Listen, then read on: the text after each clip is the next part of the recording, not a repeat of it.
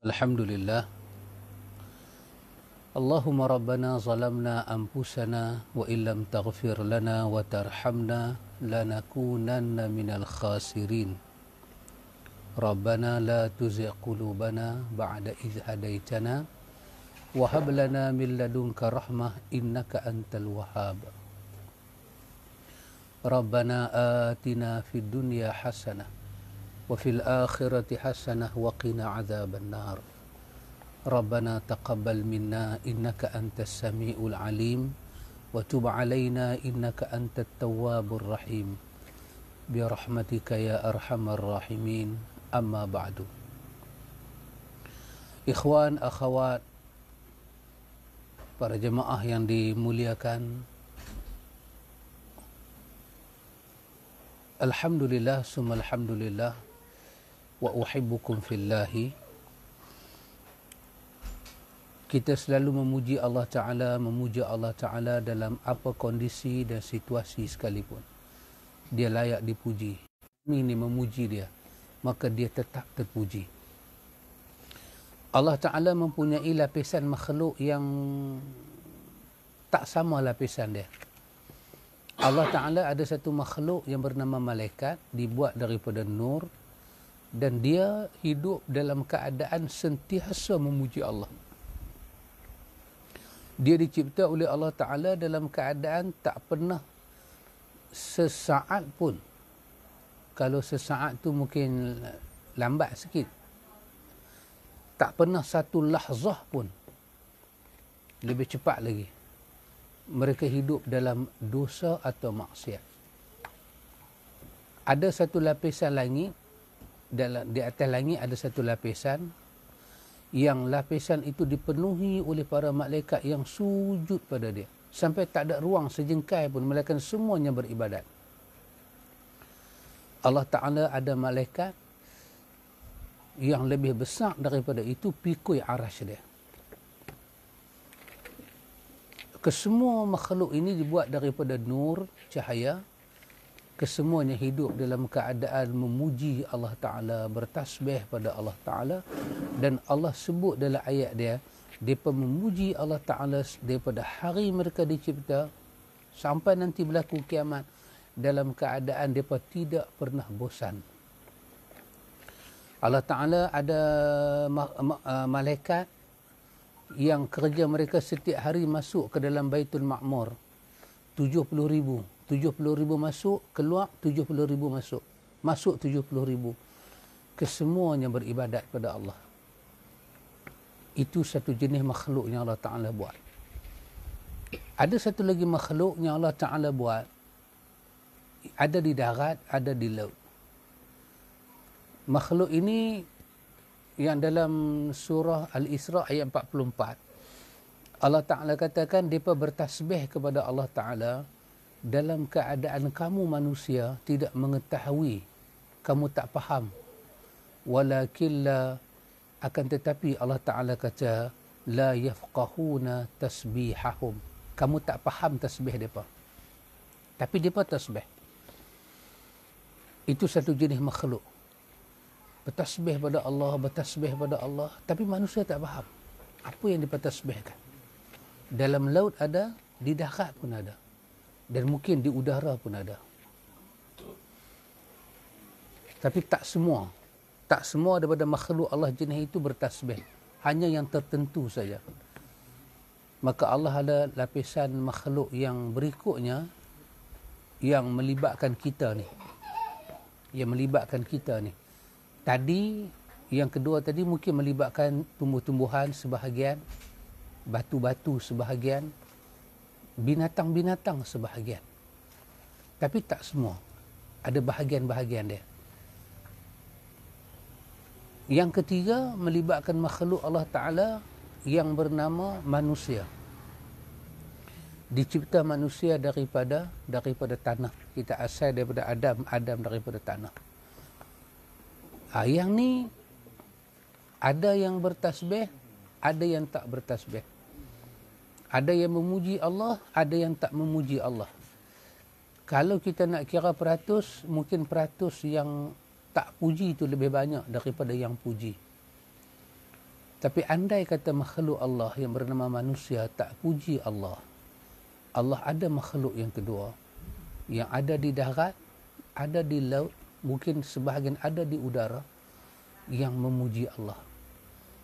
Andai kata makhluk pada peringkat kedua ni tak ada, Allah masih ada suatu makhluk dibuat daripada nur yang mereka memang dicipta khas, khusus untuk memuji Allah Ta'ala. Jadi kalaulah penduduk bumi ini tak ada seorang pun memuji Allah, dia tetap terpuji. Dia tetap terpuji.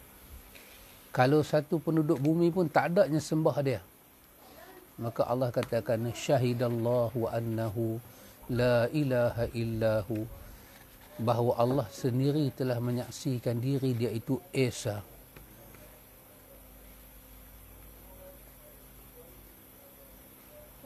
Para malaikat pun menyaksikan Allah Ta'ala itu Esa. Jemaah sekalian, tajuk yang kita akan cuba bincang ini pada muka surat yang ke-25, iaitu tajuk berkenaan dengan kondisi dan waktu istighfar. Penulis menyebut,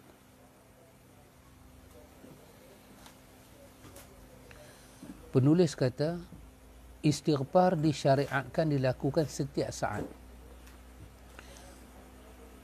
Akan tetapi ada beberapa waktu utama yang bisa dimanfaatkan untuk orang-orang yang bersemangat dan bersungguh-sungguh dalam melakukan kebajikan. Istighfar ni secara umumnya dia kata setiap masa disuruh, tapi ada satu dua keadaan, tak banyak, satu dua keadaan kita disuruh bersungguh-sungguh dalam istighfar. Baik, satu, bila? Dia kata setelah selesai dari mengerjakan ibadat. Ini saya rasa penulis memilih perkataan yang baik. Bila kita disuruh beristighfar, bila kita telah menyelesaikan melakukan ibadat. Maka ibadat ni ada dua, satu ibadat khusus, satu ibadat umum. Maka macam solat, lepas solat istighfar. Haji ibadat, kebanyakan istighfar. Kebajikan itu ibadat, lepas sedekah istighfar. Berdoa itu ibadat, lepas tu istighfar. Ada jumlah berapa selepas ibadat itu? 3 kali, tidak ada jumlah. Kalau untuk solat ni ada.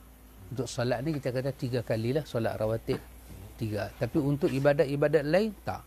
Dia tak ada jumlah. Maka itu atas kita. Iaitu kita beristighfar, katalah kita sedekah. Lepas sedekah berapa kali kita nak istighfar, yang tu kita beristighfar di atas kadar hati kita puas dengan jumlah sedekah kita tu. Sampai kita rasa tenang. Misalnya kita bagi RM10, kita bagi RM10, lepas tu kita istighfar, astaghfirullah, astaghfirullah, astaghfirullah. Baik, kenapa kita bersedekah tu, lepas kita bersedekah, kita baca istighfar. Tengok dia kata, agar istighfar tersebut menjadi kafarah, iaitu penghapus untuk kecacatan dan kekurangan yang dia lakukan semasa beribadat, semisal setelah mengerjakan solat 5 waktu. Okey, kita solat 5 waktu tu kita tahu, kita ambil sedekah tadi. Bila kita bagi sedekah, kita istighfar. Kenapa? Ada benda-benda boleh mencacatkan sedekah kita, macam riak, takabur, sum'ah. Jadi kita cepat-cepat istighfar supaya istighfar itu menjadi penghapus benda tu. Dia pergi makan benda tu. Jadi sedekah kita terselamat daripada sum'ah, terselamat daripada sombong, terselamat daripada kita nak tunjuk-tunjuk ke orang. Kalau lepas solat, dia sebagai pelengkap. Kelalaian kita, kealpaan kita dapat dihapuskan. Jadi dia kata, bila kita nak istighfar setelah kita beribadat. Itu juga dengan kita berdoa. Kita kata, Ya Allah, terimalah doa saya. Kita perbanyakkan istighfar supaya dia menjadi pelengkap kepada doa kita. Nabi SAW apabila membaca salam untuk menutup solat, solatnya wajib, Nabi nak keluar pada solat, beliau bergegas membaca istighfar 3 kali. Kerana seorang hamba adalah tempat kekurangan dan kesalahan. Terkadang timbul kekurangan dan kesalahan yang disebabkan kelalaian atau lupa saat solat. Jadi itu kaitan istighfar dengan solat. Kelalaian dalam solat, 3 kali kita istighfar, dia akan menghapuskan. Dia kata disyariatkan ketika ingin menunaikan solat malam. Allah Ta'ala berfirman, kanu qalilan minal laili ma yahja'un wa bil ashari hum yastaghfirun.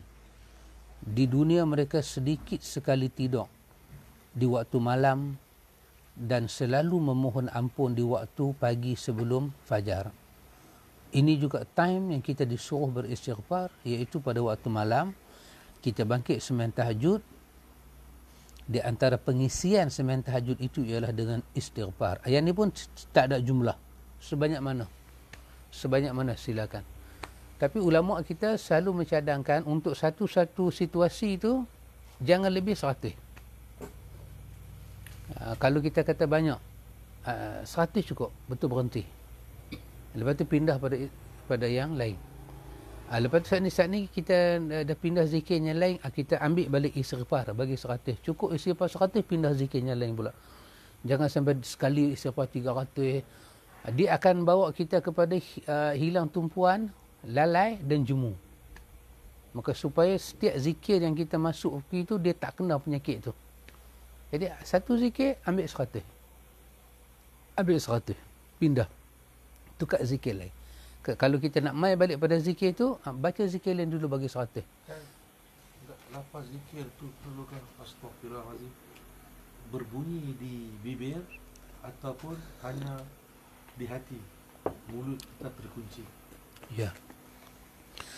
Istighfar yang sedang kita bincang dalam konteks ni adalah istighfar yang dilafaz di mulut. Di mulut. Jadi setakat ni telinga kita. Telinga kita dengar. Kita sebut, kita dengar.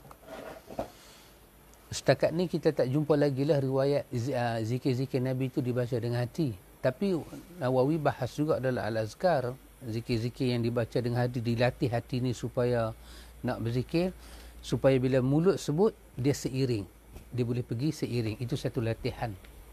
Tapi zikir yang kita maksud lepas solat dalam konteks ni disebut astaghfirullah, astaghfirullah, astaghfirullah. Jadi satu, selesai solat, selesai ibadat, disuruh kita perbanyakkan istighfar. Kecuali untuk solat. Solat Nabi dah tentu dah berapa kali nak istighfar. Lepas tu ibadat-ibadat lain kita buat ada istighfar. Lepas ibadat tengah malam, sembahyang malam, lepas tu kita perbanyakkan istighfar. Kemudian penulis kata kepada kita,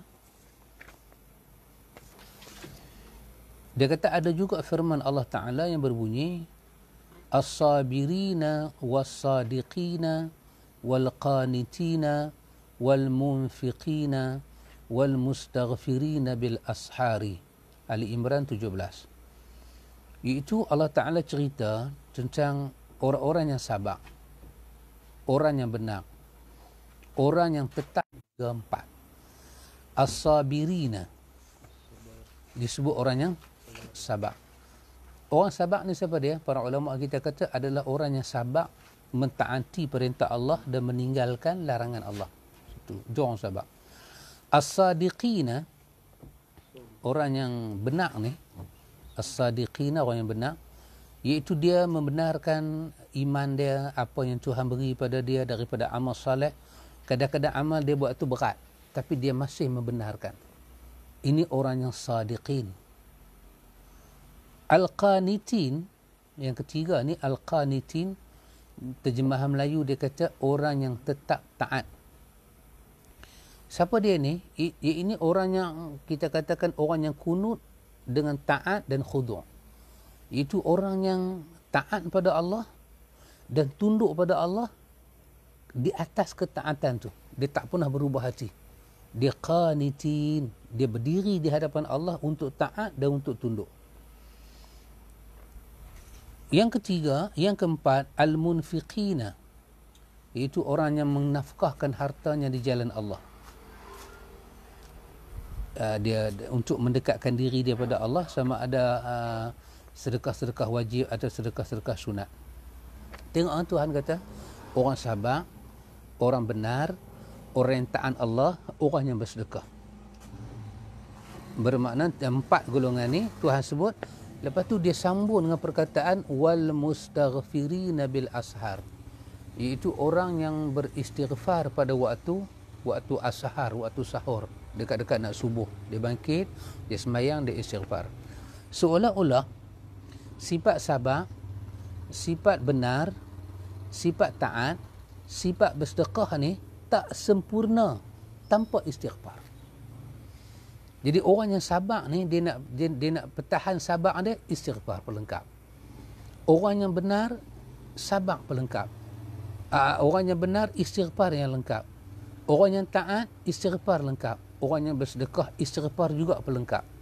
Dan dalam ayat ni Tuhan sebut istighfar yang terbaik pertama lepas waktu salat, dan istighfar yang terbaik ialah ketika waktu ashar, waktu sahur. Jadi dia jadi pelengkap.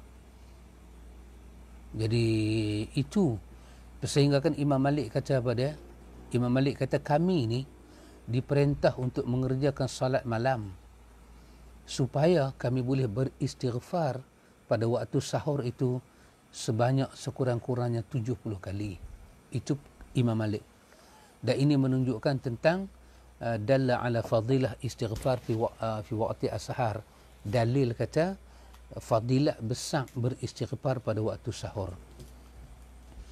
Jadi penulis kita cuba nak bagi tahu pada kita ini di antara kondisi dan waktu yang sangat sesuai kita pemasukkan istighfar. Sabar, kita diuji, istighfar. Kita membenarkan agama ni kebenaran, istighfar. Kita nak bangkit taat pada Allah, istighfar. Kita nak bersedekah, istighfar. Seolah-olah 4 sifat tadi pelengkap dia adalah istighfar. Itulah kedudukan istighfar. Istighfar juga penulis kata juga disyariatkan setelah bertolak daripada Arafah dan setelah selesai daripada ukuf di Arafah. Allah Ta'ala berfirman, summa afidhu min haitsu afadhan nasu wastaghfirullah innallaha ghafurur rahim. Allah Ta'ala kemudian bertolaklah kamu dari tempat bertolaknya orang-orang banyak, yakni Arafah, dan mohonlah ampun kepada Allah. Sesungguhnya Allah Maha Pengampun lagi Maha Penyayang. Jadi time yang sangat genting kita beristighfar ialah ketika kita melakukan ibadat haji. Dan ibadat haji itu bermula dengan ukuf di Arafah. Jadi di situlah perbanyakkan istighfar. Kemudian penulis kitab kita kata, di antara tempat kita disuruh beristighfar lagi ialah menutup majlis sebagai kafarah atas perbuatan yang mereka lakukan. Dari Abu Barzakh Al-Aslami, dia kata dahulu Rasulullah sallallahu alaihi wasallam jika selesai dari sebuah majlis dan ingin meninggalkan majlis, maka Nabi akan sebut subhanakallahumma wa bihamdika asyhadu an la ilaha illa anta astaghfiruka wa atubu ilaik.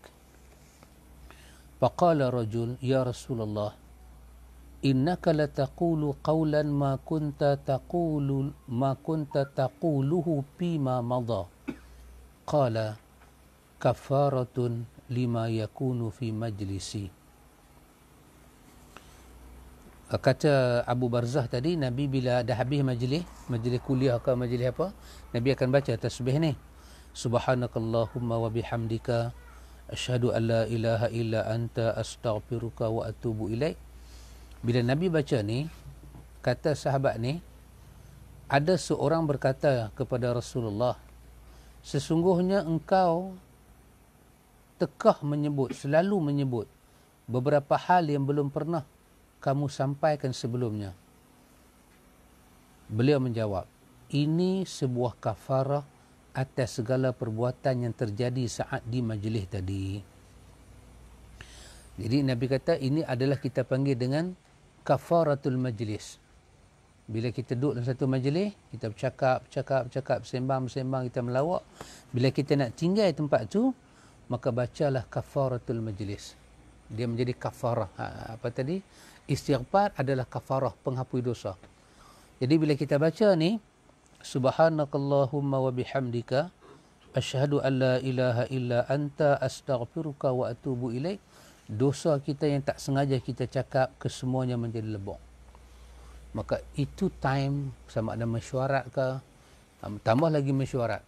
Kalau kita nak minta benda hari bentang duit, lagi kacau. Maka lebih-lebih perlu lepas mesyuarat baca yang ni. Pasal dalam mesyuarat ni memang kita bertengkar. Kita meeting, kita bertengkar.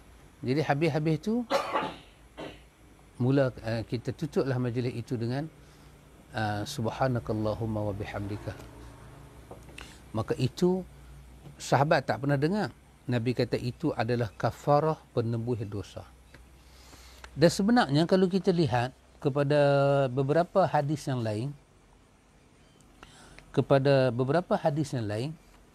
kita akan dapati ada tempat-tempat lain yang kita tengok dalam riwayat disebut bahawa tak manakah yang kita sangat-sangat disuruh kita beristighfar, bukan saja di satu tempat, tapi ada 2-3 tempat yang lain. Tempat-tempat yang kita digalakkan kita beristighfar kepada Allah, bukan satu tapi 2-3 tempat yang lain. Masalahnya yang kita jumpa dalam riwayat-riwayat yang dapat kita tengok, iaitu salah satu tempatnya ialah sebagai tambahan daripada apa yang penulis kita sebut tadi, iaitu apabila kita berada dalam keadaan susah. Kita juga disuruh beristighfar. Itu kita dapat lihat kepada beberapa hadis yang Nabi sebut kepada kita tentang siapa yang membaca istighfar ini ketika dia susah, Allah Ta'ala akan bebaskan dia daripada masalah. Betul. Ada pengalaman? Bagi tahu sikit. Yang pendek-pendek ni. Sebagai contohnya, kalau kita datang musim pendaftaran kolej, memerlukan sejumlah wang yang agak besar. Kan? Tetapi saya yakin bahawa bila anak tu lahirkan, rezeki tu dah ditetapkan. Kan? Cuma istighfar banyak-banyak, istighfar minta pada Allah supaya Allah pemudahkan. Dan tiba-tiba rezeki tu datang. Hello Anas, ya makan. Syazwan masuk gila. Ambil berikan lupa kata untuk anak. Sekali lagi duduk, tak duduk. Dia cerita kat satu mak menakan yang lain. Mak menakan yang lain pula telefon. Nah, aku berikan 3 kata untuk anak. Dia kata cukup 1,500. Allah. Tu anak masuk balik. Tanpa kita perlu meminta. Itu satu contoh sahabat kita kata kebenaran kita istighfar. Nawawi dia dalam Riyadhus Salihin. Riyadhus Salihin ni ada 2 tau. Dia ada 2 jenis. Yang satu yang kita baca tu Riyadhus Salihin yang tu. Yang tu dikatakan yang original. Tapi yang original tu pula dia punya cetakan dia berbagai-bagai. Hak kita pakai tu salah satu cetakan, ada yang tak ditahqiq, ada yang ditahqiq. Ada yang Syekh Syuaib Arnaud tahqiq, ada yang Albani tahqiq. Ada lagi satu Riyadhus Salihin Nawawi juga, tapi ada orang nak macam apa kata nak memperbaharui. Dia buat Riyadhus Salihin, dia buat nama Riyadhus Salihin Nawawi. Tetapi apa dia buat? Dalam Riyadhus Salihin yang saya kata versi kedua ni, dia punggah hadis-hadis dalam Riyadhus Salihin. Dia hanya ambil 2 hadis saja, riwayat Bukhari, Muslim, lain dia tinggal. Menyebabkan isi kepada hadis itu jadi lebih kurang 400 hadis ya. Maka dia kata Riyadhus Salihin riwayat Bukhari dan Muslim. Dia buat sahihaini. Tapi dia tak ubah nama, dia tak ubah bab, dia tak ubah, tapi hadis cuma ada 2 aja. Kalau dalam katalah bab ikhlas tu ada 4 hadis. 2 Bukhari, 2 Muslim. Yang lain ada Nasai, Abi Daud. Dia ambil Bukhari, Muslim saja. Hak lain dia tak ambil. Lepas tu dia pindah bab lain. Bab niat dia pindah bab sabak. Bab sabak tu kata ada 5 hadis. Tapi Muslim ada 1, Bukhari ada 1. Dia ambil 2 aja. hak lain dia tinggalkan. Ini yang kedua, versi yang kedua. Dan versi ni nampaknya ulama mutaqaddim dia tak suka. Tapi macam ni dia kata sahih Riyadhus Salihin Riyadhus Salihin di atas sahihaini, dua sahih. Tapi bila dia buat lagu tu dia macam menghilangkan penulis asal. Sepatutnya kalau dia nak bantu dia buat Riyadhus Salihin, dia buat sahih Riyadhus Salihin, tu betul. Maksud dia tak kira hadis Bukhari Muslim ke siapa, ambil yang sahih sahaja. Yang sahih, yang hasan. Yang dhaif boleh keluarkan. Itu baru nama sahih Riyadhus Salihin. Tapi macam Syu'aib Arnaud buat, macam kita baca tu, dia tak buat lagu tu. Dia kekalkan semua hadis, cuma dia habaq aja. Yang ni dhaif. Yang ni hasan, ini dhaif. Dia kadang-kadang ada tersilap lafaz hadis. Dia habaq. Nawawi tersilap. Tapi dia orang tak sebut Nawawi tersilap. Dia orang sebut mungkin cetakan tersilap. Dan ada kadang-kadang fakta lari. Maka dia orang habaq. Kadang-kadang ini tak berapa jelas yang ni. Dia orang nanti habaq. Nawawi dia pertahan satu hadis dalam bab istighfar. Dia suka dengan hadis ni, dia ambil, dia bubuh dalam Riyadhus Salihin, dia bawah bab istighfar. Dan bab istighfar ni Nawawi letak babnya akhir dalam Riyadhus Salihin. Dia bercakap bab ikhlas, macam-macam bab dia cakap. Macam-macam bab dia cakap. Dia tutup dengan istighfar. Seolah-olah apa saja kita nak buat, nak mendekatkan diri pada Allah, kalau tidak dengan jalan istighfar, semua tak jadi. Tak jadi. Dia kena istighfar sebagai kunci. Maka dia bawa satu hadis. Dalam tu, hadis tu Nabi sebut, hadis Abdullah bin Abbas. Nabi kata, dia bawa dengan lafaz man lazimal istighfar. Dalam riwayat lain, dia guna perkataan man aktharu al istighfar. Siapa yang selalu lazim, tak putih-putih istighfar. Siapa yang perbanyakkan istighfar, Tuhan akan bagi kat dia beberapa perkara. Satu, ja'alallahu lahu min kulli hammin faraja. Allah Ta'ala akan bagi pada setiap hammin. Hammin ni apa dia? Kerisauan terhadap benda yang akan datang. Duk fikir apa nak jadi ke depan. Kalau hazan, dia sedih benda yang dah lalu. Yang ni duk fikir benda duk main ni. Macam kita lah. Kita ni hammin. Kerisauan kita ni benda yang kondisi kita COVID-19 ni, dia hammin. Depan nak jadi apa? Depan, siapa yang memperbanyakkan istighfar, bagi banyak lazimkan istighfar, Allah Ta'ala akan jadikan kepada dia setiap risau bimbang untuk masa depan faraja. Tuhan lepaskan dia. Satu. Dua. Wa min kulli dhiqin makhraja.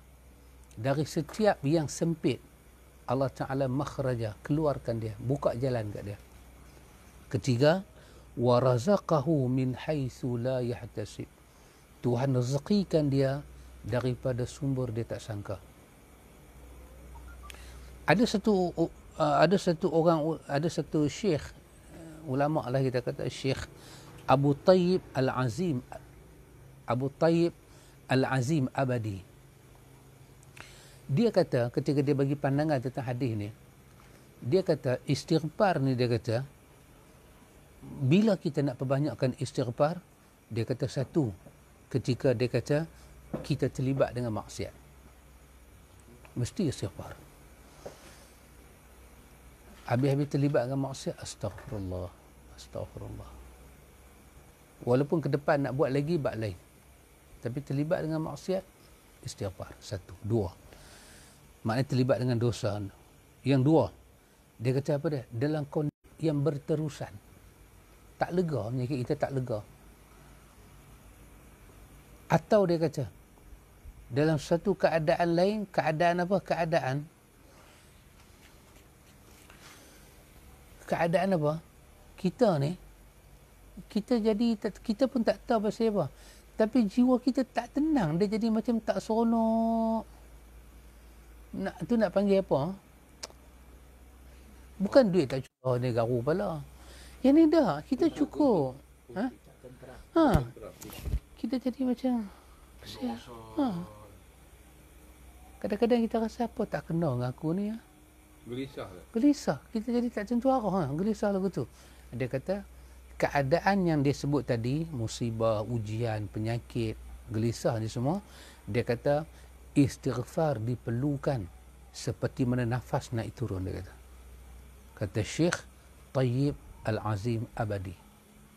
Kita perlukan istighfar ketika itu seperti mana nafas kita naik turun. Lepas tu dia kata apa? Dia kata, kenapa aku kata demikian?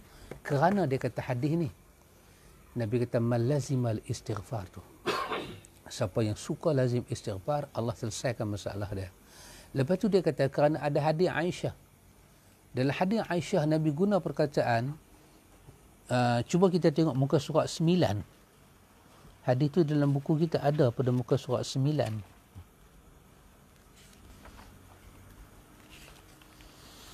Itu hadis Aisyah tu, Nabi guna perkataan, Nabi kata, tuba liman wajada fi sahifatihi istighfaran kathira. Hadis yang sahih. Nabi kata, tengok, Nabi guna perkataan tuba. Nabi kata bahagia.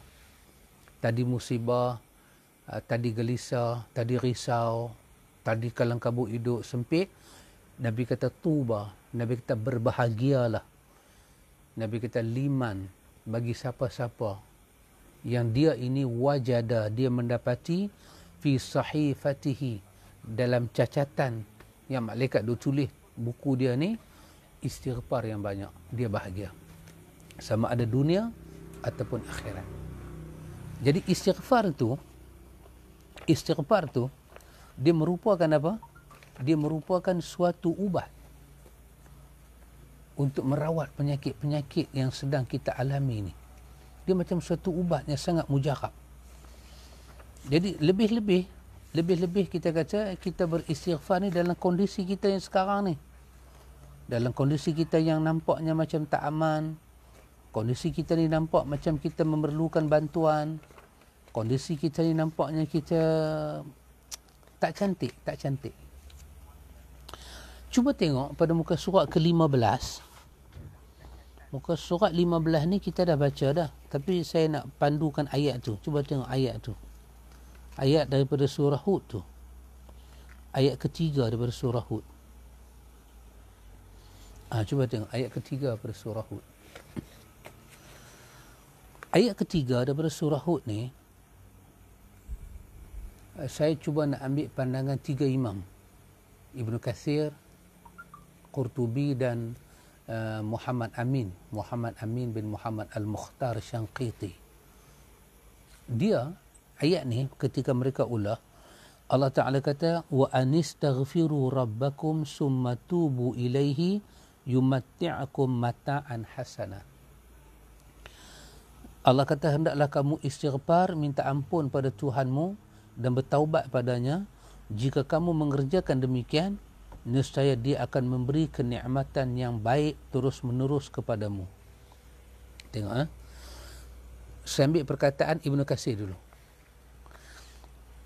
Ibnu Katsir kata, Allah Ta'ala, ketika itu dia tafsir ayat ni, ayat 3 surah Hud. Ibnu Katsir kata, saya ambil kesimpulan di atas dulu. Ibnu Katsir kata, ada 3 perkara penting Nabi Hud bawa. 1, mengajak umat tauhid pada Allah, tinggalkan berhala, tinggalkan benda syirik, tauhid pada Allah. Dan dalam tauhid jangan melakukan kesyirikan. Kemudian dalam tauhid itu hanya Allah sahaja diibadahi dengan murni. Itu usaha Nabi Hud dan nabi-nabinya lain. 1. 2, apa yang dibuat oleh Nabi ni? Nabi Hud mengajar umat dia beristighfar kepada Allah di atas dosa yang mereka lakukan. 2. 3. Ibnu Katsir terang dalam tafsir dia, dia kata Allah Subhanahu wa Ta'ala membangkitkan Nabi Hud dalam ayat ni kepada umat dia supaya mengenangkan jasa Nabi Hud. Dia datang mengajar mereka tanpa upah. Dan semua Nabi kata, kami tak mau upah apa. Upah kami di sisi Allah.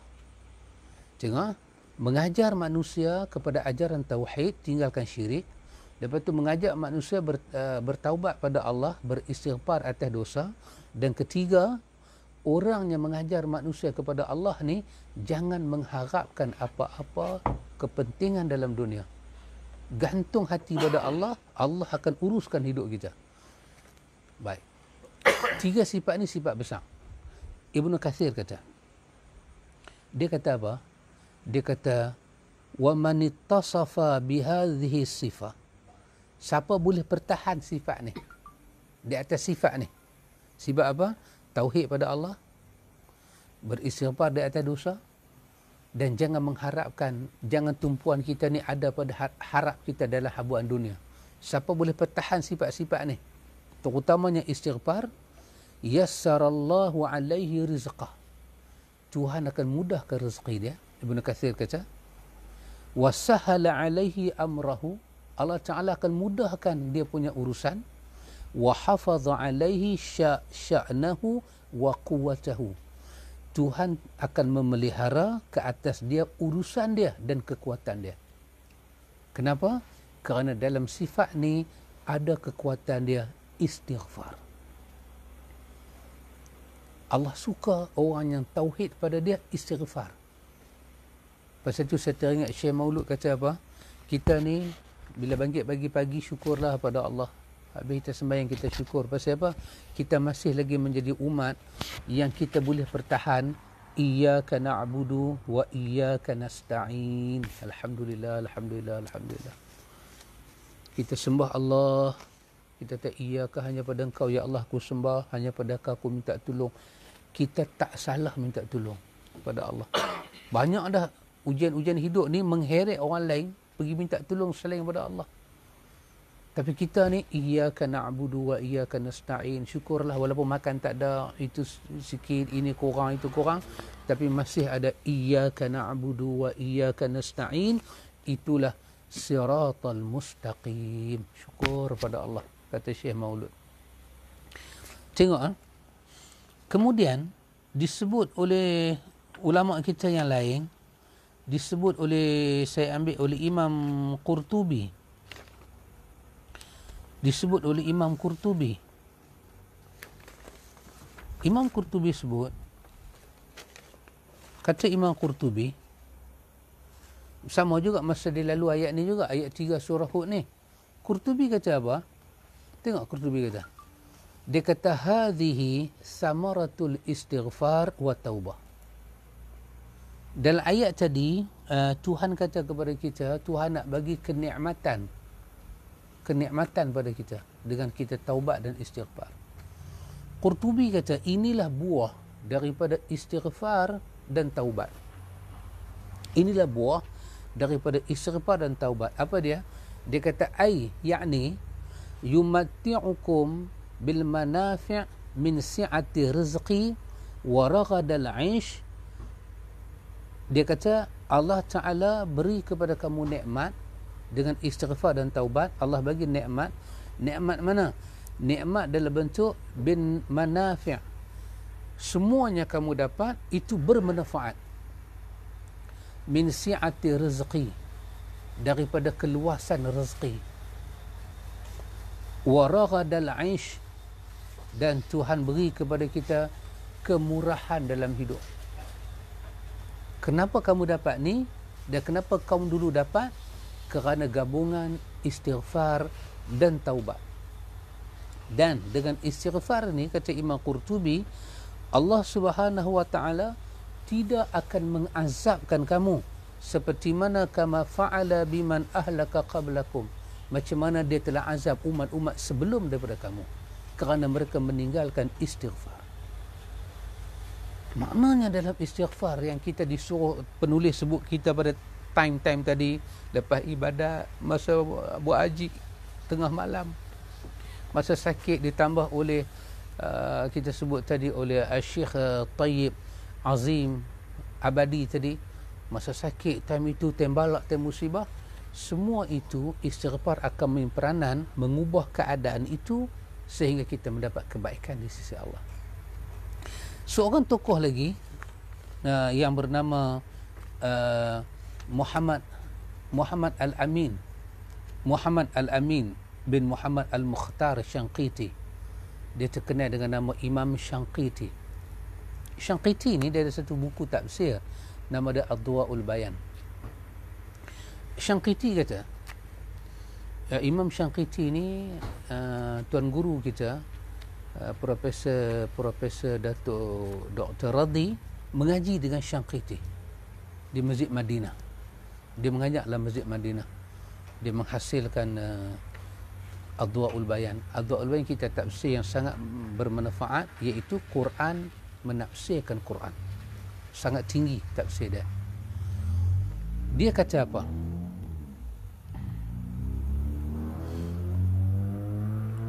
Syanqiti kata, dia kata hazihil ayatul karimah.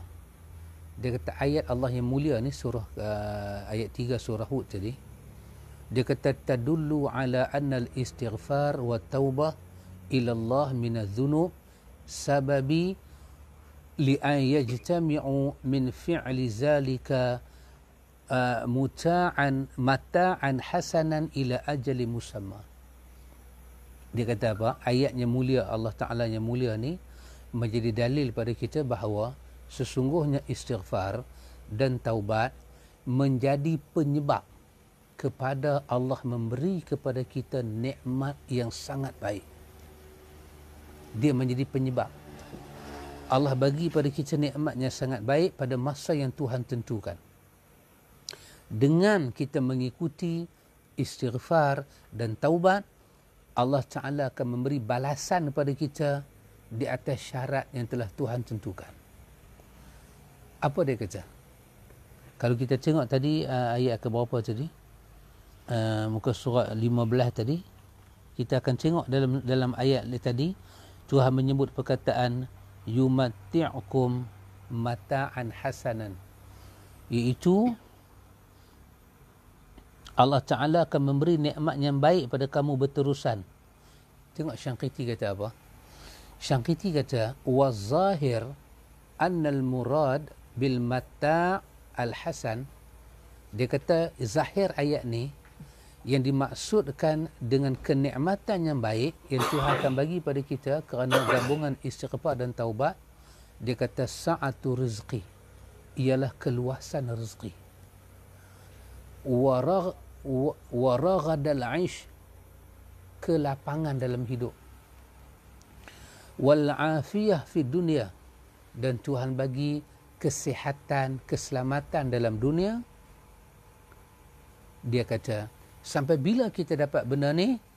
Dia kata wal muradu bi ajli musamma al maut, yang dimaksudkan nikmat ini akan berjalan sampai masa ditentukan. Masa tentukan tu apa? Itu mati. Bila mati barulah nikmat tu stop. Tapi selagi tak mati, kita istighfar dan kita susuli dengan taubat, Tuhan akan beri pada kita kurnianya dan kurnianya. Jadi jemaah sekalian, takat yang kita baca ni, subhanallah, istighfar yang takat kita baca ni, kita istighfar pada Allah di atas dosa silam. Ya, dosa silam. Dan bila kita istighfar di atas dosa silam, dia menjadi pada kita apa? Dia menjadi benteng di atas musibah di masa depan. Sebab dosa silam tu, bila satu orang buat dosa, dia automatik dia ada cause dan efek. Bila orang buat dosa, Tuhan akan balas. Balasan Tuhan dunia dan akhirat. Jadi siapa-siapa yang buat dosa, dia buat saja dosa, balasan dia untuk dunia ada. Dengan dia beristighfar, Tuhan ampun dosa tu, dan Tuhan ampun balasan yang akan datang. Bila dia gabung istighfar dengan taubat, dia minta ampun pada Allah di atas dosa yang dia dah buat, dan dengan dia minta ampun dosa yang dia dah buat, Tuhan akan selamatkan dia daripada musibah yang akan datang. Itulah kedahsyatan dan kekuatan istighfar. Dan kita ni ikhwan, jemaah sekalian, kita setujukah kita berada dalam kondisi musibah ni? Ataupun kita belum dapat buat satu kata sepakat lagi sebagai rakyat Malaysia, apa yang berlaku dalam negara ni dengan COVID-19 ni? Tentera pun dah nak tolong jaga kita. Kita pun ketegak juga. Termasuk orang yang cakap ni. kita pun kata Cik Gang kan, itu tanda orang Pulau Pinang. Kalau kita kata kita confirm dia adalah musibah, maka kita dah kena start beristighfar pada Allah. Kita pegang biji tasbih, subhanallah, astagfirullah, astagfirullah, astagfirullah. Kita perbanyakkan istighfar. Yang saya katakan, Quran kata dalam surah Qasas kan, wabtaghi fi ma ataqallahu daral akhirah. Allah kata bersungguh-sungguh kamu cari Allah, bersungguh-sungguh, bukan sambil lewa, bersungguh-sungguh. Dan dalam kita buat kerja ni, yang kita buat dalam keadaan bersungguh-sungguh ni, kita kena ingat satu perkara. Perkara apa yang kita kena ingat, yang agak penting kita kena ingat, ialah bahawa dalam hadis yang diriwayatkan oleh An-Nasa'i, hadis daripada Abi Umamah, hadis daripada Abi Umamah, hadis ni pendek tapi dia menjadi kita punya barometer. Istighfar kita, apa kita buat ni semua, dia jadi barometer. Apa dia? Hadis Umamah ni, hadis yang sahih ni, Nabi kata innallaha, Nabi kata sesungguhnya Allah la yaqbalu min amali, bahawa Allah Ta'ala tidak akan terima satu pun amalan yang dilakukan oleh hamba dia, satu pun Tuhan tak akan terima, illa ma kana lahu khalisan, melainkan hamba tu buat amal tu walaupun satu, tapi ikhlas murni daripada hati dia untuk Allah, baru Tuhan terima satu. Wabtughi bihi wajhuh, dan dalam amal yang dia buat itu dia benar-benar mencari wajah Allah, baru Tuhan terima. Apa maksud dia? Kalau kita istighfar ni, kita istighfar tapi hati kita tak ada pada Tuhan, Tuhan tak terima istighfar tu. Kita betul-betul bagi istighfar ni pada Tuhan. Dan di samping kita mengharapkan fadilat istighfar tu kita dapat. Apa dia? Keselamatan hidup, kemakmuran, rezeki. Sebab dia ada satu kaedah yang dipakai dalam hadis juga, satu kaedah yang diterjemah dalam kaedah, dia kata la ajra liman la hisbata lahu. Pahala, ganjaran tidak diberi pada orang yang tak mengharapkannya. Ganjaran tak akan diperolehi oleh orang yang tidak mengharapnya. Jadi bila kita istighfar, kita baca Quran dan hadis, apa ganjaran Tuhan nak bagi? Tuhan nak ubah hidup kita. Tapi masa kita istighfar, kita tak harap ganjaran. La ajra, tidak ada ganjaran, liman lam, bagi siapa-siapa, la hisbata lahu, siapa yang tidak ada mengharap. Maka yang tu kita kena buat sungguh-sungguh. Maka betul lah, saya merasakan dah sampai masa kita sebagai rakyat, kita mengharapkan Allah Ta'ala mengubah keadaan kita ini. So, kita mesti beristighfar banyak pada Allah. Kita mengharapkan Tuhan tolong kita. Kita mengharapkan ihsan daripada Allah Ta'ala. Kita mengharapkan Tuhan beri pada kita. Tuhan selamatkan kita daripada apa yang patut diselamatkan. Tuhan jauhkan kita daripada apa yang sepatutnya dijauhkan. Maka itu yang kita harapkan. Maka kita lakukan istighfar dengan baik. Dengan baik sekali. Dan saya nak kata sepatah ikhwan, dalam hal istighfar ni kita mencari redha Tuhan. Sebenarnya ikhwan, kalau kita dah mengaku kita berada dalam keadaan macam ni, kita kena buat benda ni seperti benda yang ditunjuki dalam surah Al-Qasas, wabtaghi fi ma ataqallahu daral akhirah. Bersungguh-sungguh. Kita sedar ke kita tak sedar, dia sememangnya sedang terbentuk satu keadaan, apa keadaan dia tak seimbang. Tak seimbang. Maksud saya apa dia? Maklumat tentang musibah yang kita hadapi ini, dia lebih tinggi daripada maklumat tentang rahmat Tuhan. Yang kita sampai pada rakyat, ketakutan yang kita beri pada rakyat sekarang ni, itu lebih daripada kita asuh hati rakyat kepada Allah. Kalau antum tengok televisyen, channel-channel yang ada dalam televisyen, Malaysia seolah-olah macam tak ada musibah. Filem macam biasa. Corong radio, hiburan macam biasa. Sekurang-kurangnya TV-TV yang dikenali oleh kerajaan, sekurang-kurangnya dalam musibah macam ni, dibina di atas sebuah negara Islam, agama Islam, pemimpin-pemimpin kebanyakannya pemimpin Muslim, sekurang-kurangnya TV-TV yang channel memang hak kerajaan, tak salah kalau kita nak perbanyakkan baca Quran. Kita boleh ambil balik tilawah-tilawah, tadarus tahun 80-an dulu, sajikan dalam televisyen. Zikir-zikir yang bermanfaat yang ada dalam hadis, alunkan bagi umat ni boleh ikut. Dia macam tak seimbang sekarang ni. Kita bawa rakyat kita takut, tapi kita tak imbang dengan rahmat ilahi. Kita tak cerita 99 nama Tuhan.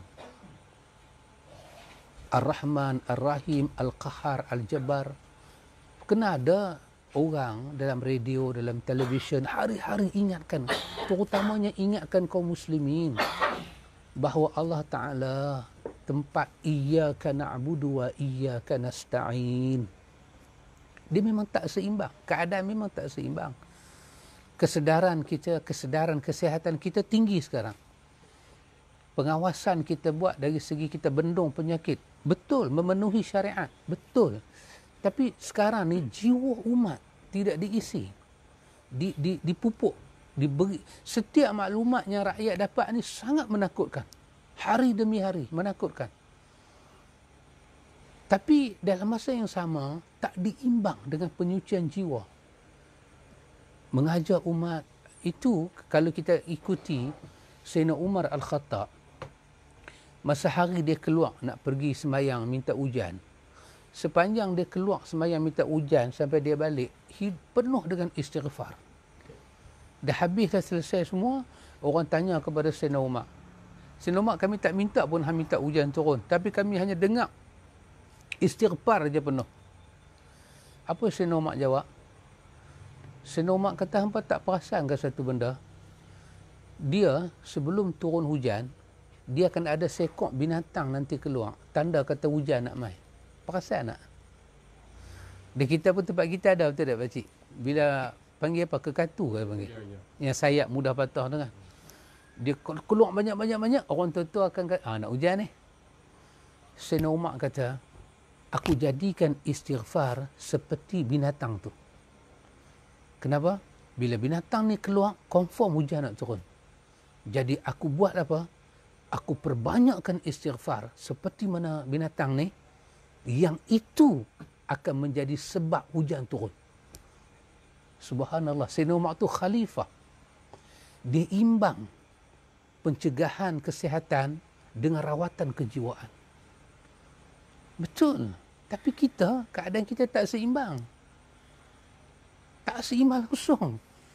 Yalah, kita berkumpul-kumpul di mana pun, sekarang polis pergi, tentera pun akan keluar. Betul, itu semua betul. Tapi tak seimbang. Sekarang rakyat duduk di rumah, buka TV. Apa penyucian jiwa? Rakyat duduk di rumah, buka radio. Apa penyucian jiwa? Rakyat buka YouTube. Apa penyucian jiwa? Tak ada. Saluran yang datang ni menambahkan hati rakyat untuk rasa dia kena istighfar, dia kena minta ampun pada Allah Ta'ala, dia kena sujud pada Allah Ta'ala. Tak ada. Tak ada. Dan cakap-cakap supaya merasakan dia salah dengan Tuhan. Tak ada. Sampai macam Jumaat hari ni, Jumaat satu Malaysia tak sembahyang. Sejarah 20 hari bulan 3 2020 hari Jumaat, sejarah yang tak akan dilupai, yang tua maupun yang muda, satu Malaysia tak sembahyang Jumaat. Tak apalah ganti dengan Lahore. Itu bukan isu dia. Isunya ialah bagi yang tak sembahyang Jumaat dulu pun memang tak sembahyang dah. Tapi yang rasa sedih, rasa ralat ni yang duk sembahyang. Tapi apa pengisian jiwa kita? Itu yang tiap-tiap minggu pergi Jumaat berkhatib, dia baca, tu pun tidak. Penyucian jiwa apa? Maka di samping kita fikir masalah kita nak selesaikan hal ini, dia mesti seimbang bahtera yang besar ni ke mana nak pergi ni? Ke mana nak pergi? Kita macam ada anak, kita tumpu anak kita SPM. SPM tumpu dia kena skor. Quran tak dan tengok, salat tak dan tengok, akhlak tak dan tengok, sembahyang berjemaah tak dan tengok. Dapat result SPM 9A ke 10A ke 11A. Tapi tengok-tengok tak sembahyang. Nak istighfar tak erti, nak itu tak erti. Artinya pendidikan yang kita supply pada anak tak seimbang. Dulu saya dengar orang tua-tua kata akhirat 50, dunia 50. Okeylah kalau nak setuju pun, dia kata dunia hasanah akhirat. So dia kata 50-50. Tapi nampaknya akhirat tak pernah 50 pun. 30 pun tak pernah sampai. Yang lebih ada dunia. Tapi akhirnya rakyat, dia kosong, jiwa dia kosong. Tuhan buat apa ni? Apa jadi kat kita ni? Tertambah untuk generasi Y ni. Generasi Y ni lagi lah dia tak tahu apa. Dia kosong. Jadi itu perlu ada satu lagi saya nak kata sahabat. COVID-19 ni ataupun coronavirus ni, dia satu penyakit, dia mai kat kita. Dia macam dia sepak semua orang. Dia tampak semua orang. Kita dulu macam HIV. HIV ni yang kena siapa dia? Yang kena ni kita tak, orang yang terlibat dengan 1-2 kes lah. 2 kes saja. Satu.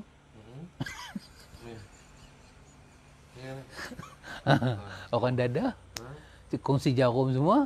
Dengan orangnya.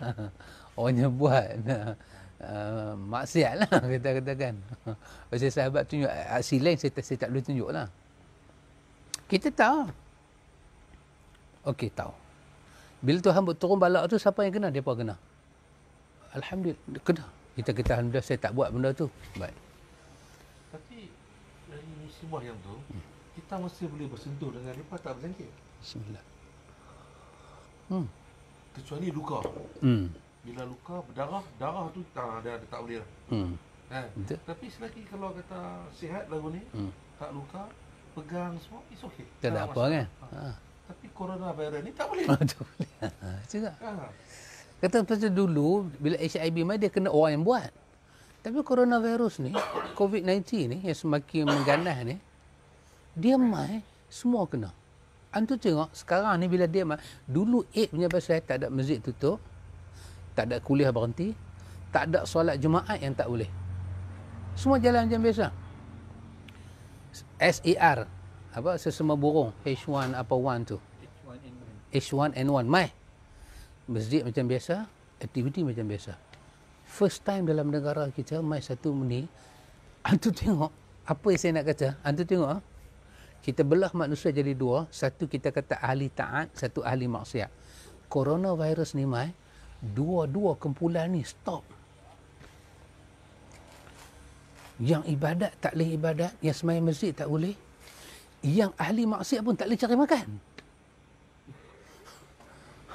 Bosan tak? Geng-geng kita duduk lorong garuh tu tak boleh cari makan. Payuk nasi dia pun tersangkut. Geng Bukit Bintang. Geng yang duduk ada di Jalan Mak Taib tu. Dia pun sangkut. Kita sangkut. Apa yang saya cuba katakan? Saya cuba katakan ialah bahawa kadang-kadang bila mai satu salah, kita kata geng tu salah.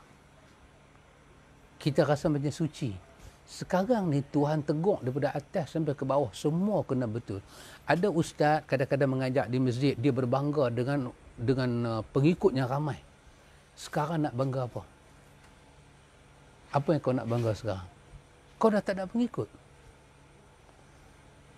Kadang-kadang masjid ni kita pergi, yang boleh masuk masjid baca khutbah ke mengajak siapa dia? Geng dia saja. Mai coronavirus ni, satu geng pun tak boleh pergi dah.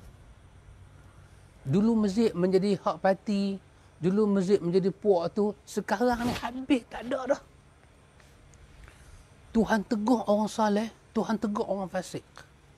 Bahkan saya kata hari ini mencatatkan sejarah dalam Malaysia, tidak ada seorang rakyat pun yang sebelum ni pergi sembahyang Jumaat, hari ini tak ada seorang rakyat pun mendoakan untuk sultan dan raja mereka, termasuk tuanku. Tak ada hari ini. Tak ada satu khatib sebut nama pemimpin, semua kata amin. Hari ini pupus di atas muka dunia. Hari ini pupus satu hari. Semua dah jadi sama. Kita tengok orang besar dah tak jadi orang besar. Orang yang gelandangan tak jadi gelandangan dah. Bumi Malaysia hari ini sepi daripada doa Allahumma ghafir lil muslimin wal muslimat. Dulu di samping baca Allahumma ghafir lil muslimin wal muslimat, sebut nama agung, sebut nama pembesar negeri itu, sebut nama sultan negeri itu. Semua kata amin. Hari ini tak ada. Hari ini kehilangan total dan fatal. Ustaz yang pergi ceramah, mungkin macam saya lah kot. Tapi apa dia? Yang kita hari ini hidup dengan duit ceramah. Bayar rumah duit ceramah, bayar kereta duit ceramah. Hari ini kita dah tak ada duit. Ustaz yang pergi ke masjid, pergi ke mana? Cari makan. Tak boleh cari makan. Allah didik daripada atas sampai ke bawah. Hari ini all of you lost everything. Tak ada apa kita. Kita kena didik ahli maksiat. Ahli maksiat. Hak minum arak dah tak boleh minum arak. Hak tengok wayang tak boleh tengok wayang. Karaoke dah tak boleh. Yang mana lagi tak boleh? Yang nak pergi ke rumah perempuan-perempuan prostitute. Tak boleh pergi dah. Nak pergi cari pondan. Pergi cari. Pondan pun tutup kedai. Semua kena. Semua kena. Tidakkah ini suatu keadaan menunjukkan Tuhan nak semua pihak muhasabah diri? Muhasabah. Ya Allah, astaghfirullahalazim, astaghfirullahalazim, astaghfirullahalazim. Alladzi la ilaha illa huwal hayyul qayyum wa atubu ilaih. Kalau ini kita boleh mengambil pelajaran, perhatian, kita boleh membawa rakyat kepada Allah Ta'ala. Banyakkah rakyat bawa kepada Allah Ta'ala? Imam Ghazali kata dalam Ihya, di antara tanda kata ulama itu ulama akhirat, dia kata kepada umat bahawa akhirat itu lebih kekal dan lebih baik dari dunia. Dalam apa kondisi sekalipun, peranan seorang pemimpin, sama ada yang bernama pemimpin pentadbir atau pemimpin yang bernama ulama, mesti membawa hati rakyat ini, hati umat ini kepada Allah Jalla wa'ala. Tapi kalau itu kita gagal buat, walaupun hilang COVID-19 ni, tapi hati rakyat berceramuk tak sampai pada Tuhan, bermakna kita masih gagal mendidik umat. Muhammad kekasih Allah, selawat dan salam Allah sentiasa ada pada dirinya. Dia telah berjaya mendidik umat yang berada di tengah Sahara, yang begitu dahsyat dengan aktiviti-aktiviti yang mungkar dan zalim, mengubah mereka menjadi suatu masyarakat yang turun wahyu Tuhan menyatakan Tuhan redha mereka dan Tuhan beri syurga pada mereka. Dan inilah arah yang kita kena buat, ikhwan. Mendidik hati umat, mencari Tuhan, mengenal Tuhan. Maka saya merasakan ulama tak perlu berdiam diri. Didiklah umat. Ambillah peluang ini. Televisyen, perbanyakkanlah bagi umat dengar ayat-ayat Allah. Bagi umat dengar zikrullah, terutamanya bagi orang Islam yang menjadi minoriti kepada penduduk negara ini. Islam sebagai agama yang dominan, agama rasmi bagi negara ini. Dan lebih-lebih pemimpin Islam itu adalah pemimpin yang minoriti dalam negara ini. Bawalah rakyat ini mendengar ayat-ayat Allah, mendengar kalam-kalam Allah, tadaburlah ayat Allah. Bagi umat hari demi hari mendengar Al-Qahar, Al-Jabbar, Al-Aziz, dengar nama-nama Allah. dah sampai ke saat hati kita terdidik dengan Allah. Kita rasa betul tak berlaku semua ini dengan izin Allah. Ada hikmah dia. Ada pelajaran dia. Ada besar hikmah untuk kita. Supaya janganlah kita susah di dunia. Kita susah pula akhirat. Biarlah susah kita setempat sudahlah. Susah tak kat dunia. Kalau kita mati dalam keadaan ini, kita mendapat jannah Tuhan, syurga Tuhan di hari akhirat. Ikhwan, insya-Allah kita akan tengok lagi satu tajuk. Pak Cik tengok apa tajuk dia? Saya punya dah berceramuk dah. Saya punya bercerak apa? Relai. Tajuk apa kita akan tengok? Motif istighfar dan taubat. Ya. Kalau diizinkan oleh Allah dengan suasana yang mengizinkan, keadaan yang mengizinkan, kita akan tengok lagi satu motif istighfar. Untuk apa kita beristighfar? Dari apa kita beristighfar? Apa tujuan kita beristighfar? Dia akan sebut satu dua perkara pada kita. Semoga Allah memberkati saya, memberkati kita, memberkati antum sekalian. Sentiasalah ada kurnia dan rahmat Allah untuk kita. Kita dekatkan diri kita pada Allah banyak-banyak. Kita istighfar banyak-banyak. Kita minta ampun pada Allah banyak-banyak. Kita sedekah banyak-banyak. Dan kita minta Allah tolong kita. Tolong kita. Berapa hari pun kita rasa azab dah sangat ni. Minta Allah Ta'ala tolong kita sangat-sangat dengan kebaikan ini. Ada tadi kira musibah. Ini bala daripada Allah. Ya, saya kalau tanya saya secara peribadi, saya kata ini termasuk bala. Sebab apa? Sebab musibah yang turun ni dia pukul semua pihak. Dia bukan pukul ahli maksiat saja. Ahli orang soleh pun kena. Orang soleh pun kena. Kena istighfar, kena muhasabah diri. Tadi kan tiganya Ibn Katsir kata, Nabi-Nabi membawa tauhid pada Allah, membawa manusia istighfar pada Allah, dan mereka tidak mengambil upah. Ini muhasabah kita. Adakah selama banyak-banyak kita buat ni semua kita mengharapkan upah dunia dan melupakan upah yang Tuhan bagi kat kita di hari akhirat, menyebabkan Tuhan. Pemimpin pun kena istighfar. Cuba tengok saya kata ni hanya lawak, just orang putih kata apa? Joke. For joke only lah. Tak ada yang betul. Musibah ni berlaku kalau pemimpin nak istighfar lah. Elok-elok tukar kuasa kena. Elok-elok bersalin kuasa kena. So kalau ada pihak lain nak kata, boleh kata. Tetapi itu bukan motif. Yang motifnya ialah balak ni datang, dia minta muhasabah daripada pemimpin nombor 1 turun kepada pemimpin yang bernama Prime Minister, turun kepada minister-minister yang lain, turun kepada wakil-wakil rakyat, sampai ke rakyat, sampai kepada alim ulama, sampai kepada ahli maksiat. Semua musibah ni pukul serata. Seolah-olah hari ni macam tutup bisnes. Apa dia kata? Lockdown. Lockdown betul dia lock. Hantu tengok dalam tempoh ni, kalau nak lihat yang positif lah, dalam tempoh terdekat ni, bumi Malaysia ni pelan kurang maksiat. Cuba pergi tengok. Tapi jangan lupa, di satu sudut yang lain, syiar mula kurang. Orang pergi ke masjid juga kurang. Orang jemaah juga kurang. Masjid-masjid tidak beroperasi, itu juga kekurangan. Tapi nak lihat di satu pihak, satu sudutnya lain, kita duk bersungut maksiat kurang. Boleh beli arak tapi kena minum di rumah. Boleh beli daun pakau, ming anak-anak di rumah. Siapa nak buat? Sebenarnya minum arak dia kedai tuak, dia kedai arak, di bar-bar. Lah tak boleh kalau nak minum arak situ tempat orang ramai. Beli balik minum di rumah. Mabuklah dalam rumah sendiri. Nak pukul tendanglah anak bini. Larat nak buat benda lagu tu. Tak ada. Nak pergi cari bondan, tak ada. Hantu tengok, dia lockdown.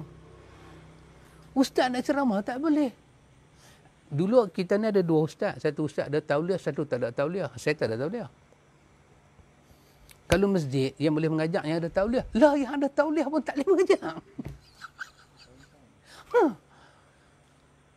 Dulu kita ustaz ni hidup kasta. Orang macam paria, orang macam saya ni dipanggil ustaz jenis paria. Ustaz-ustaz yang ada tauliah tu dihukum kita lagu tu. Lah, macam ni hidup kita. Sama. Yang ada tauliah, nak buat apa tauliah sekarang? Yang tak ada tauliah apa, nak buat apa tauliah? Katalah sekarang dia buat mamah ambil tauliah, nak buat apa tauliah? Tak boleh mengajar. Yang ada tauliah pun tak boleh mengajar.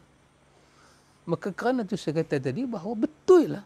Ini satu konform kata balak yang semua pihak jangan tuduh kata ini punca maksiat banyak. Dah. Ini punca apa? Ini kerana ini maksiat banyak, kerana minum arak banyak, anak zina banyak. Dah. Ini bukan masa nak teli jari macam tu. Hang kata ke aku kata ke hang. Dah.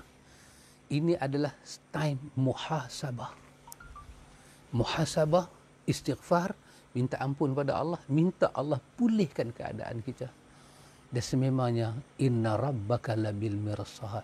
Tuhan duk perhati kita. Allah Ta'ala ni ikhwan, kalau dia murka, tak ada siapa boleh tanggung. Tapi bila dia marah ke kita, dia pandang apa yang dia tulis. Dia pandang, Tuhan dah menulis sesuatu. Bila dia marah, dia pandang apa dia tulis. Apa dia tulis? Dia tulis sesungguhnya rahmat aku mengatasi murka aku. Ya, murka dia belum kemuncak. Dia masih sayang. Masih ada lagi binatang-binatangnya melata. Anak-anaknya menyusu. Masih ada lagi orang tua-tua yang rokok, ikhlas, sujud pada Allah. Masih ada lagi. Makhluk-makhluk yang tak pernah terlibat dengan dosa. Ada lagi. Masih ada lagi orang yang bertadah tangan di keheningan malam. Tuhan ampunkan kami. Tuhan ampunkan kami. Janganlah kita melaknat negara kita dan rakyat negara ni. Kita kata berdosa banyak, kita tak. Bukan orang tu yang berdosa. Bukan orang ni yang berdosa. Tetapi kesemuanya kena istighfar. Sekarang tak ada beza ustaz. Ustaz dengan orang biasa tak ada beza. Tak ada beza. Ini ustaz ni bukan ustaz, tak ada beza. Semua kena istighfar. Semua kena istighfar. Minta Allah tolong kita. Untuk kita nak dapatkan rahmat Allah balik ni, semua orang kalau boleh yang paling utama kena istighfar kan. Ya. Tak kira Perdana Menteri ke siapa ke. Tak kira. Ahli maksiat ke, semua kalau kena istighfar. Ya. Istighfar dengan betul-betul ikhlas. Ya, ikhlas. Itu salah satu cara Ya. yang paling utama lah. Ya. Itu dinamakan apa? Kita panggil apa? Perubatan kerohanian. So, dalam negara ni kita ada Duli Tuanku Agong. Dia kena istighfar. Di bawah dia ada Raja-Raja Melayu. Dia pun sebagai pemimpin, dia pun kena istighfar. Mungkin selama ni mereka tak urus negara ini dengan baik. Mungkin selama ni masing-masing menjaga diri sendiri. Melihat kepada rakyat dalam hal-hal tertentu saja. Istighfar. Bukan saja kita ambil tahu rakyat pakai mask, tak pakai mask. Pesan dengan rakyat. Istighfar. Turun ke bawah sikit, Perdana Menteri kan. Mereka kena istighfar. Kerana banyak kemelut politik dari mereka. Sama ada yang baru ataupun yang lama, dari mereka. Semua tu terlibat. Ini saya cakap khususnya untuk orang Islam. Istighfar. Kemudian kita hak bawah ni, kita pun ada salah. Istighfar. Para ustaz, istighfar. Sampai ke bawah yang terlibat dengan maksiat selalu ni, istighfar. Dan untuk penyucian kerohanian, istighfar itu adalah jalan pertama kita nak pergi pada Allah Ta'ala, nak bermuamalah dengan Allah. Dan dengan istighfar itu Allah mengubah hidup kita. Di samping apa yang medik-medik ni buat, kita tak pernah bercanggah dengan medik. Dia suruh duduk rumah, kita duduk rumah. Ha? Dia kata jangan jalan, kita jangan jalan. Dia suruh pakai itu, kita pakai itu. Semuanya kita, waalaikumsalam, semuanya kita ikut. Tak ada satu pun kita bantah. Tetapi tak habis kat situ. Kedalaman ni, kerohanian, roh kita macam mana? Macam mana kita nak susun roh kita? Yang tu medik tak bagi. Medik tak bagi. Saya ingat sepanjang pengalaman kita pergi hospital ni kita pergi klinik. Kita kalau jumpa satu doktor, dia pegang tangan kita, dia nak cucuk ke dia nak apa, dia baca bismillah. Bismillah. Katalah kita dengar bis saja. Hak belakang tak dengar. Kita ingat sampai mati tu. Pasal apa? Pasal susah nak jumpa lagu tu. Dia kata, pakcik makan ubat. Pakcik, ini ikhtiar saya pakcik, setakat ni saya boleh ikhtiar. Baki pakcik minta ke Tuhan, minta pada Allah pakcik. Kita ingat nama klinik dia, nama doktor, kita ingat. Orang Pulau Pinang kata bukan saya mati, sampai mampu. Pasal apa kita ingat? Pasal susah cari doktor lagu tu. Kita pergi hospital pun kena maki dengan staff nurse. Kita tunggu queue, kita tak sabar. Kita jumpa doktor marah-marah. Kita pun tahu dia satu doktor nak merawat sampai 200 pesakit. Baru dia rehat. Dia pun dah nak muntah tengok muka pesakit. Sampai kita tak jumpa nama Tuhan di hospital. Musim ni Tuhan buat. Sangat dahsyat. Sangat dahsyat. Akhirnya Tuhan beritahu dia penjaga alam. Dan dia beritahu tak ada siapa pun boleh hidup tanpa pertolongan dia. Dan tak ada siapa pun boleh hidup tanpa mendapat kurnia dan perlindungan daripada dia. Wa huwa khairul hafizin. Dia sebaik-baik pelindung. Kepada dia lah kita minta tolong. Iyyaka na'budu wa iyyaka nasta'in. So kita pesan pada rakyat kita yang Muslim, jaga hubungan kita dengan Allah. Tunaikan kewajipan kita pada Allah. Perbanyakkan istighfar. Minta ampun pada Allah. Dan televisyen tolonglah mainkan nama-nama Allah bagi didengari. Tadarus tu 80-an ke, musabaqah ke. Bagi orang dengar ayat Quran. Bagi orang dengar ayat Quran. Zikir-zikir yang sahih daripada Nabi. Ulama ajak manusia, bimbing kerohanian manusia untuk kembali pada Allah. Allah kata dalam Quran, innallaha la yukhliful mi'ad. Tuhan tidak pernah mungkir janji. Apa dia janji? Dia janji, ud'uni astajib lakum. Kamu minta, aku bagi. Sekarang kita tuntut janji Tuhan. Apa dia? Kita minta pada dia, dengan kita iman pada dia, kita istighfar pada dia, kita taat pada dia, kita taubat pada dia, kita tuntut pada dia. Berilah janji apa yang kami minta. Dan kita tahu dia tidak pernah mungkir janji. Takat tu kita boleh buat, itu dah dianggap besar dah. Dan dianggap banyak. Dan Tuhan pasti tolong kita. Ikhwan, semoga Allah memberkati kita dunia sampai akhirat. Hayakumullah, barakallahu fikum. Kita doa pada Allah. Allahumma kashif anna minal waba wal bala wa ta'un birahmatika ya arhamar rahimin. Allahumma inna massaniya dhur wa anta arhamur rahimin. Tuhan, kami disentuh dengan kemudaratan. Kaulah yang maha penyayang Tuhan. Tuhan, sayanglah kami. Tunjuklah kasih sayangmu pada kami. Tolonglah kami Tuhan. Kami sangat daif Tuhan. Kau sangat kuat.